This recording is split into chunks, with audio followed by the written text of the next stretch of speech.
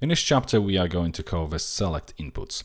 Under the inputs directory, let's create a new one specifically for all the selects. So we're going to have select, and the first type will be just a single one. So we are going to create a new view file called single.view. And inside of this file, before we actually do anything, let's just go to the components and register it. So I'm just going to duplicate last line, separate it, so we've got checkboxes and radio buttons together, and then all the selects going to be together as well. So select, actually let's call it single select, and it's going to come from within the inputs. Then we have select, and it's going to be a single one. Okay, if we now save and close this file, from within the single.view, we are going to start with the template, which is going to be pretty much, the wrapping container is going to be pretty much the same as we have for many other inputs. So I just copy and paste it. You're all familiar with this by now.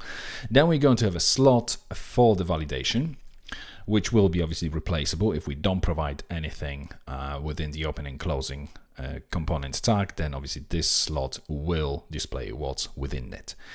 So we're going to have validation, and this validation will have a label taken from the label property.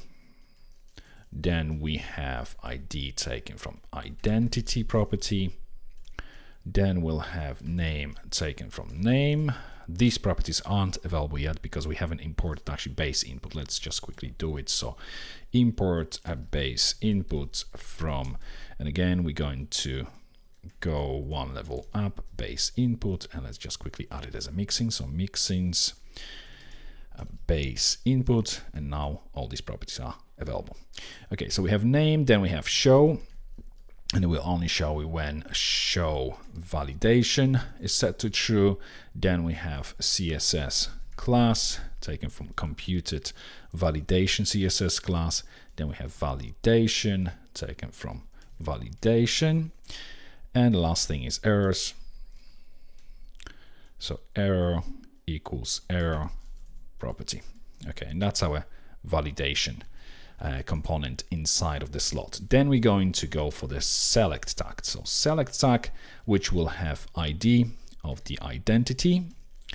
Then we have name as well, same as on the validation, coming from the name property. Disabled will come from is disabled. We will have autocomplete coming from autocomplete. All those default things that we have with many other inputs. Then we have class taken from input CSS class. Then we have vFocus. We want to have focus on it. When the focus property is set to true, then vModel will be called selected. And then we'll have on change, we want to call update method. Okay, so now in between the opening and closing select tag, we're going to go for the first option, which will be the placeholder, and it will only show, so if placeholder is available, so placeholder. If placeholder is set to true, if it has any value, then show it. And text will be represented by this placeholder as well. For value, we just set it to nothing, just an empty value attribute. Then we're going to go for the option, and we're going to have v4. We're going to be looping through all the records, all the options. So option in records, we are going to create this property in just a moment. We have to have a different one rather than actually looping through the options, because they will be modified. During this chapter, we won't only have single select, but we also have multi-select, and we also have dependable selects, dependable drop downs.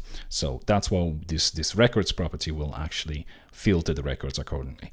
Okay, so we have v for option in records, and then we're going to have a key.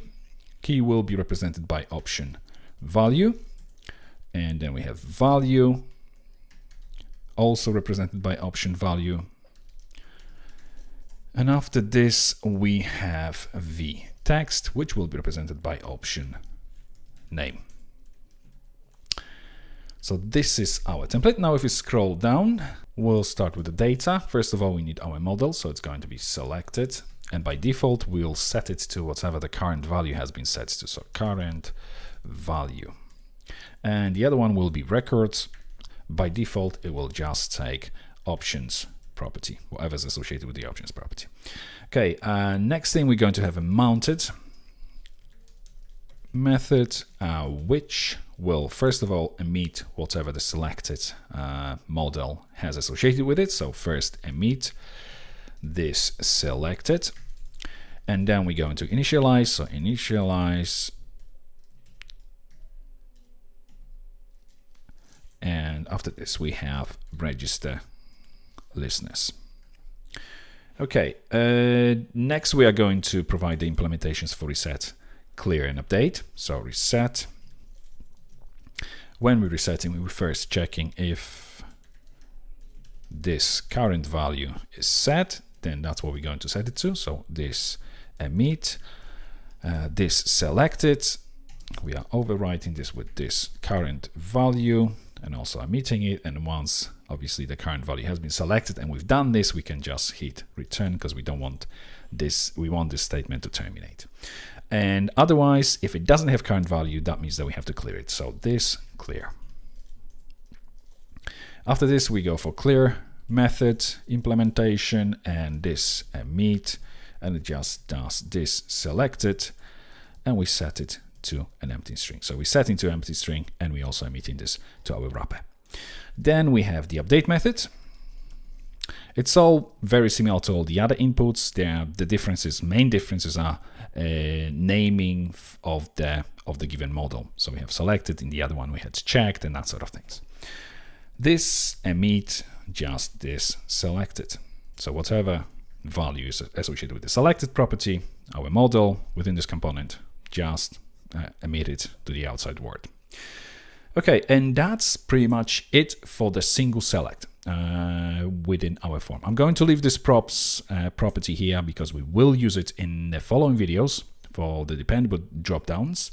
I think we can now recompile all the assets. So npm run dev. And once all this has recompiled, let's go back to the editor. I just want to show you what I've added. I've added already this single select, all the standard attributes plus options where we have name and value. Then placeholder, focus set to true because it's going to be the first input within our form. In this case, obviously, I need to remove this focus from the following input. Then we have the validation for required, and the selected value must match 1, 2, 3, 4, or 5, which are represented by these values in our collection. Okay, if we go back to the browser, you'll see that we have a title select. Now if we hit submit, obviously nothing selected, validation pops in. If we select anything, that disappears. If we go for the form wrapper, let's see what the fields have. And within the fields, obviously the value or title, there we go, 2. If we change it to Mr., there we go, that changes. If we change it to please select 1 to the placeholder, obviously that empties the value for this particular index. Okay, so that's a single select input. In the following video, we are going to start working on our dependable dropdown menus.